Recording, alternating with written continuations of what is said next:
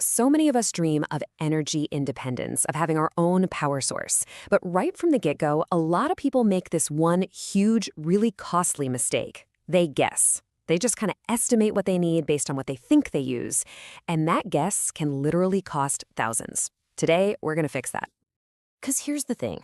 Guessing leads to some nasty surprises. You either end up with a system that's way too small and can't keep up, or one that's way too big and you've just wasted a ton of money.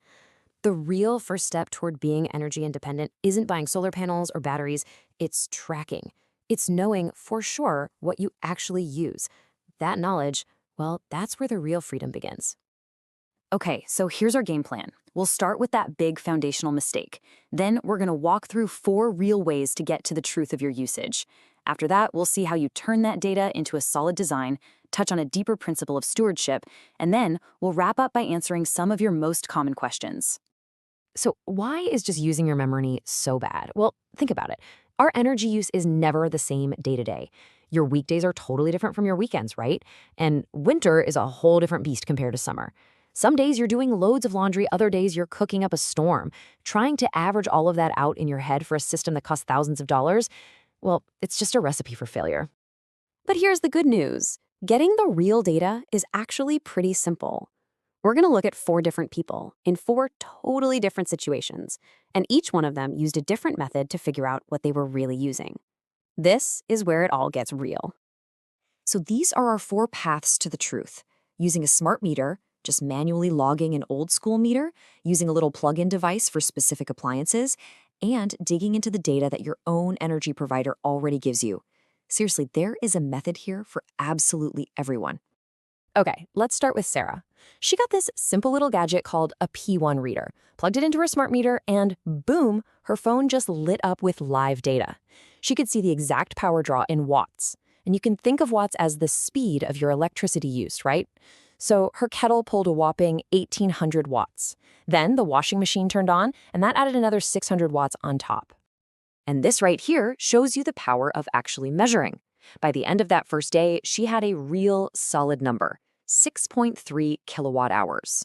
A kilowatt hour, that's the total amount of energy you've used over a period of time. And this number, it wasn't a guess, it wasn't a feeling, it was a fact she never would have known otherwise, and it's absolutely essential for getting her future system sized just right. Now, what if you don't have a fancy smart meter? No problem. Let's look at David. He's in an old farmhouse with one of those old spinning dial meters. His method is just beautifully simple. He just writes down the number on the meter every morning at 8 a.m. and again every evening at 8 p.m. That is it. The key here is just being consistent.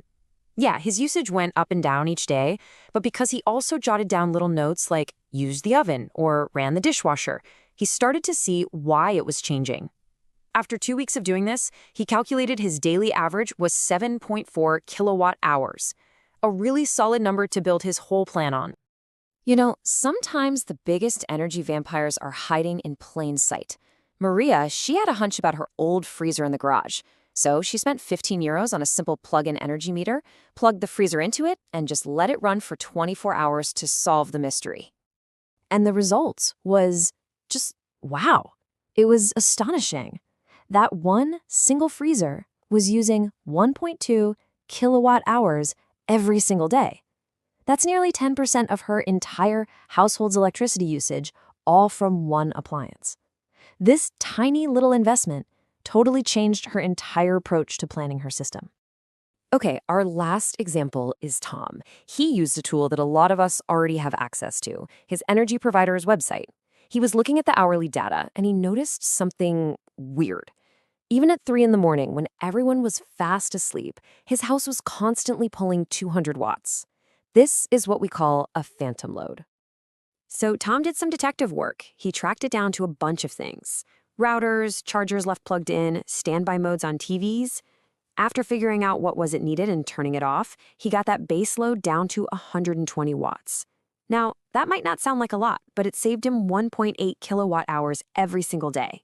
That's a massive saving, and he hadn't even bought a single solar panel yet. So, how do we pull this all together? You've picked one of these paths, you've collected your numbers, so now what? How do you take that raw data and turn it into the single most important number you need to design your system? Well, you calculate the average. Simple as that. If we go back and look at Sarah's data for a full week, you can see the numbers bounce around a bit, which is totally normal. But when you add them all up and divide by 7, you get the magic number, 6.9 kilowatt hours per day.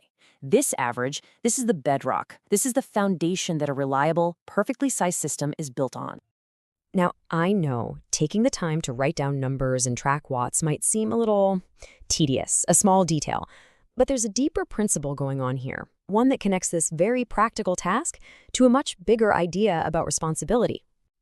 In a way, tracking your energy is really an act of stewardship. It's about taking care of and responsibly managing what you already have. And when we learn to handle these small details well, it really does prepare us for the much bigger responsibility of managing our own power. Okay, let's wrap this up by tackling some of the most common questions that pop up when people start this journey. We're going to do this kind of rapid fire style. First up, what if my usage changes every day? That is completely normal. In fact, that's exactly why we track. By logging your usage for at least a week, or even better, 2 weeks, you smooth out all those daily spikes and dips, and you find a really balanced and reliable average. It's really just about bringing some clarity to the chaos. This process brings a sense of order to what feels like random energy use, and it gives you that clear, stable foundation you need to build on. Next question. Do small devices like routers really matter?